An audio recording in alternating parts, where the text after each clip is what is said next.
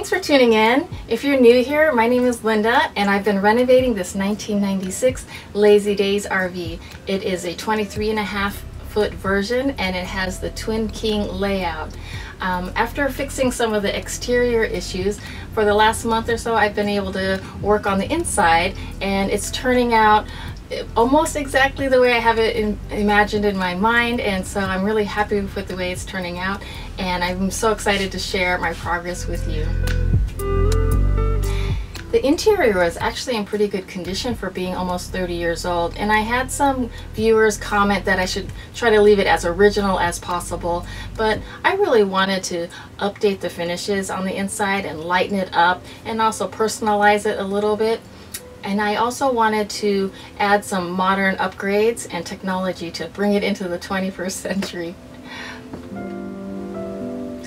I had an idea actually last week that just kind of popped in my mind. It wasn't something I was planning on doing, but it was sort of a last minute idea, and it ended up being one of my favorite things that I was able to add to the RV, so I'm excited to share that with you later on in the video.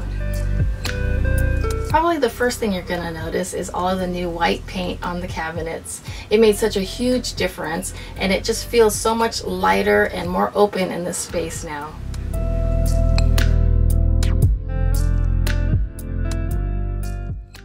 The cushions were still in decent shape, but I really didn't want to sleep on 30-year-old cushions, and I didn't want to skimp out on comfort, so this ended up being the most expensive part of the project, costing me almost $500 to replace all of the foam and fabric.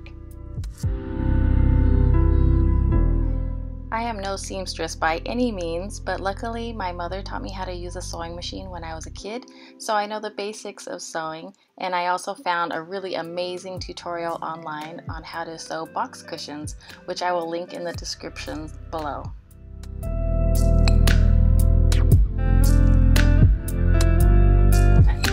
What I really love about this Twin King layout is how versatile it is. It allows for multiple different sleeping arrangements. If you just needed sleeping for one, you could easily convert one side to a single bed. Or this could be easily converted to two separate beds.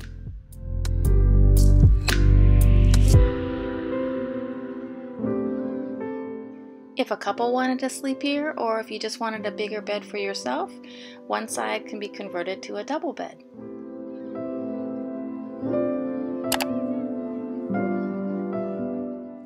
This might be a bit crammed, but technically you can even create a double bed and a single bed to sleep three.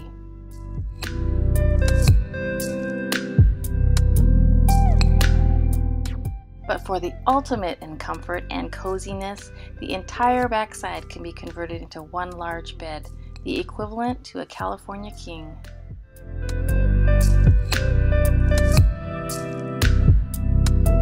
Originally, like in most RVs, there was a bulky valance around all of the windows. I really felt like this made the space kind of heavy and dark, so I wanted to remove them and just to open up the space completely. For the back window, I found these cute curtains on Target.com and put my sewing skills to work again by cutting them down and attaching them to some rustic curtain hooks.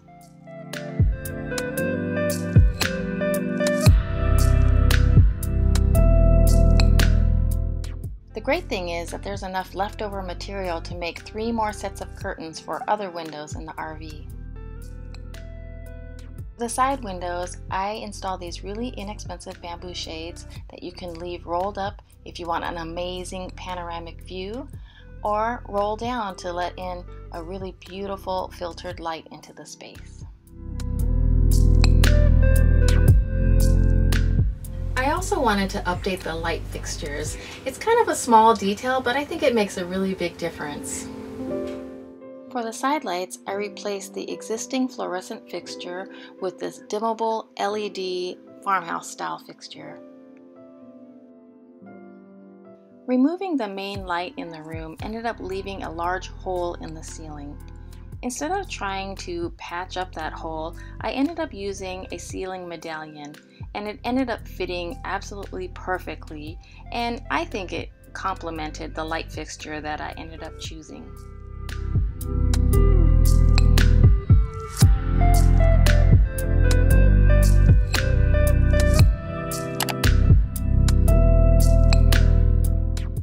If you've seen my original tour video, you may remember there used to be a table that was attached to the wall, and to move it out of the way, you would flip it up and latch it to the cabinet above. I just thought that was such a funky arrangement, so I removed the table and replaced it with this bamboo one. Not only does it look great, but you can fold it up and it fits inside of my closet perfectly.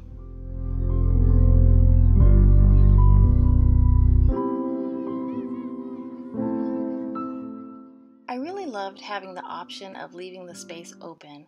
I put this beautiful ottoman there not only to rest your feet on when you're lounging around, but it is also stuffed with a comforter and sheets for the bedding, so it doubles as storage. Now for my favorite technology upgrade. This space is pretty small, so there really is no room to install a TV anywhere.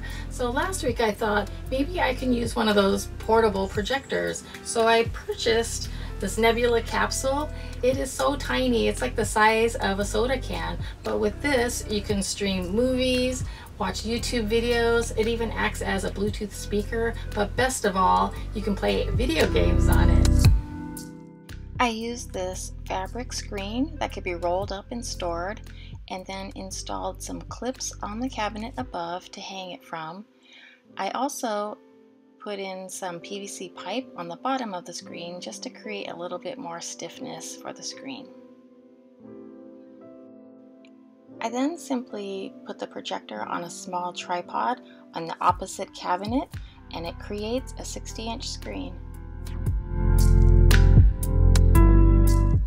I connected my Nintendo Switch to the projector, and my daughter and I had a little battle of Mario Kart. And I won, by the way. Thank you so much for staying till the very end and watching this video. I really appreciate all of the support that I'm getting. I still have quite a bit of work left to do in here, like I need to finish the kitchen, the entryway, and also the bunkhouse. So there's quite a bit of work left for me to do and for you to see. So I hope you come back and check out how all of those projects come along.